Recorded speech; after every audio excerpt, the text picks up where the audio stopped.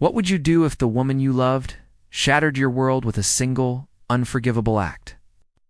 I never thought I would be asking myself that question. Not about Sarah.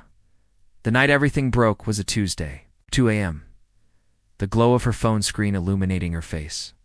A text message, a name I didn't recognize, and emojis that felt like a punch to the gut. My heart hammered against my ribs, a frantic drumbeat of dread. She stirred, her eyes fluttering open, and I saw a flicker of guilt, quickly masked by feigned sleepiness. That moment, in our quiet bedroom in Brooklyn, New York, was the precise instant my life bifurcated. One path led to oblivion, the other to a cold, calculated vengeance. I knew with a chilling certainty that my world was about to burn, and I would be the one holding the match. The days that followed were a blur of forced smiles and internal screaming. Sarah, my beautiful, vivacious Sarah, had become a stranger. Her laughter felt hollow, her touch a lie. I started noticing things late nights at work events that never quite added up. A new perfume that wasn't mine. A subtle shift in her demeanor, a coldness that seeped into our once warm home. She'd always been a little self-absorbed, but now it was amplified, a shield against my unspoken questions. The woman I married, who swore eternal devotion in Dallas, Texas, was gone, replaced by an arrogant, deceptive shell. The slow discovery began with a forgotten receipt. A high-end restaurant in Manhattan, a table for two. Dated a night she claimed to be working late. Then came the texts, hidden deep within a secondary messaging app. "Can't wait for our next escape, my love." One read, followed by a kiss emoji. The sender was Mark, a colleague she'd always dismissed as harmless. Harmless, my ass.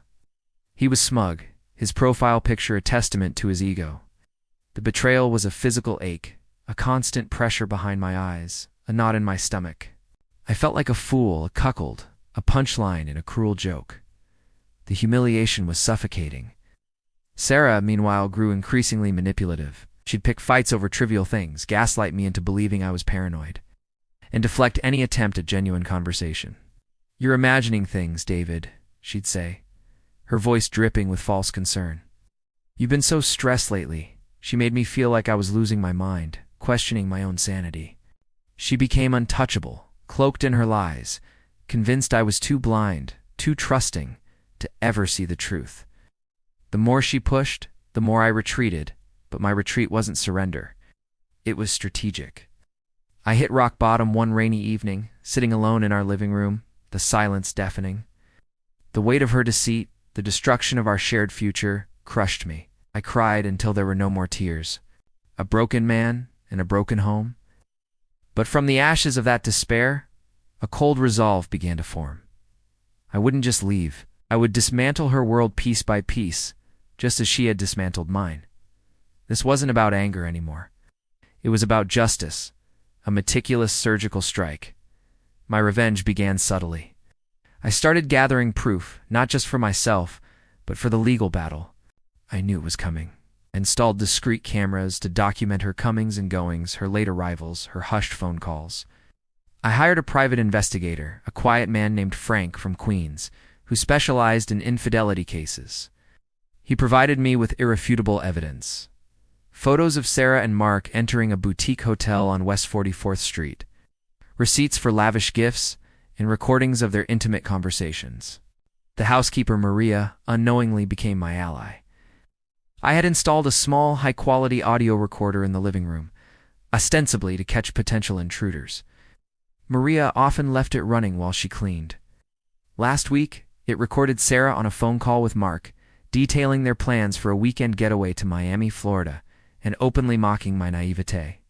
"He's so clueless, Mark," she'd giggled. "He thinks I'm at a conference." I began setting my traps. I consulted with a divorce attorney, Eleanor Vance, whose office overlooked the Chicago River. She advised me on the best way to protect my assets and ensure Sarah received nothing. I subtly shifted funds, secured documents, and prepared a comprehensive case. Socially, I started planting seeds of doubt among our mutual friends, not with accusations, but with carefully worded concerns. About Sarah's recent behavior, her stress, her unusual schedule. I wanted the ground to be fertile for the truth. When it finally exploded, The public exposure happened on a crisp autumn morning in a packed courtroom in downtown Chicago. The divorce proceedings were underway, and Sarah, still arrogant, expected a quick, clean split. She sat across from me, a picture of composure, her lawyer whispering reassurances. Then, Eleanor began. She presented the evidence, the hotel receipts, the private investigator's photos, the damning text messages, and finally, the audio recording from our living room. The courtroom fell silent as Sarah's voice, clear and unmistakable, filled the room, detailing her affair and her contempt for me. Ow. Her face drained of color, her composure crumbling. Oh.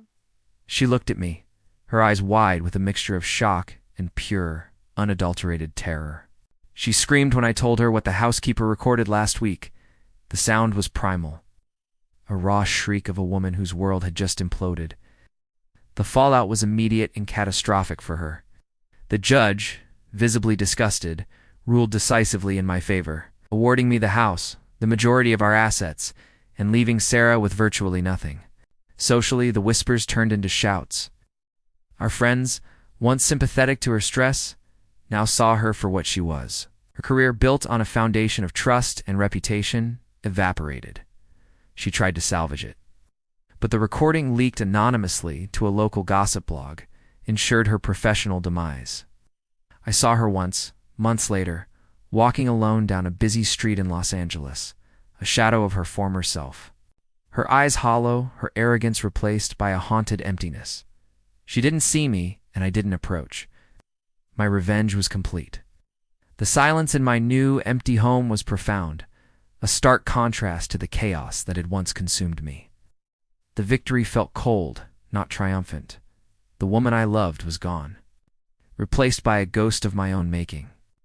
The house once filled with laughter and lies, now held only echoes. The taste of victory was bitter, leaving only the chilling emptiness of a life irrevocably altered. The end.